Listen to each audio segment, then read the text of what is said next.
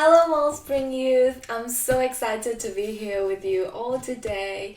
Welcome to the third episode of a word series on the Shema. 2 weeks ago with David and last week with Dan, we already looked at the word Shema, listen, and Yahweh, Lord.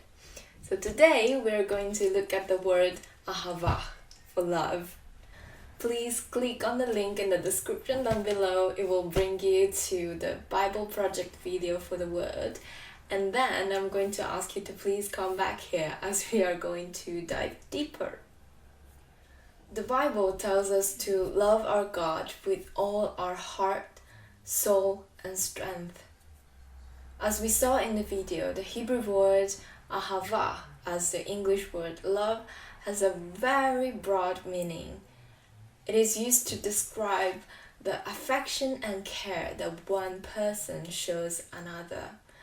So this could mean your parents' love for you, or the love that you have for your parents, or the love that you have for one of your dearest friends. Or sometimes it can also mean loyalty. The shades of this word can help us to understand God's AHAVAH in the Old Testament. We saw that God showed affection for his people, that he chose Israel because of his love, because of his AHAVAH for them. If you look at the Old Testament, sometimes you will be shocked by the faithlessness of his people, but you will also be amazed by the faithfulness of our God. They did not deserve it. They did not earn his love. But AHAVAH is in God's own character. He is a loving God, and his love has no beginning, it has no end.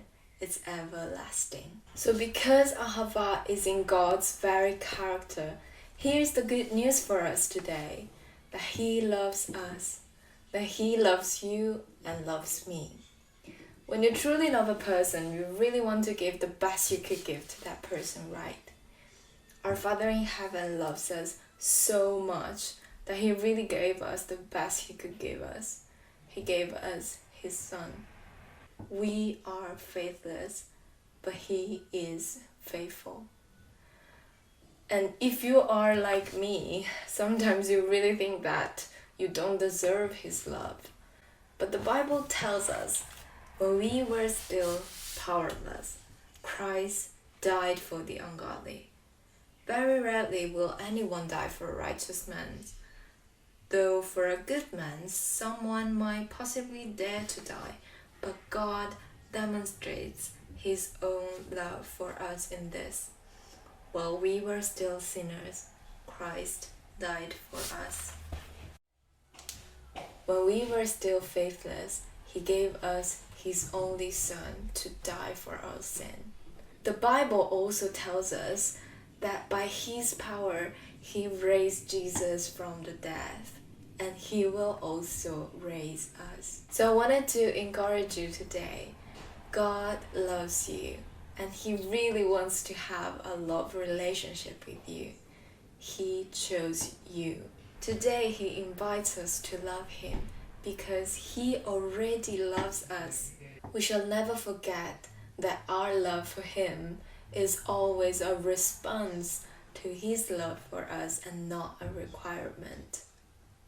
We love because he first loved us, and we are modeled how to love by him. He chose us so we can choose him in the way we live. This is an important point for us to remember, that God's love is not just feelings, that God's love is in action. So this should call us to respond, to act. Love relationship with God will always result in love for our neighbors.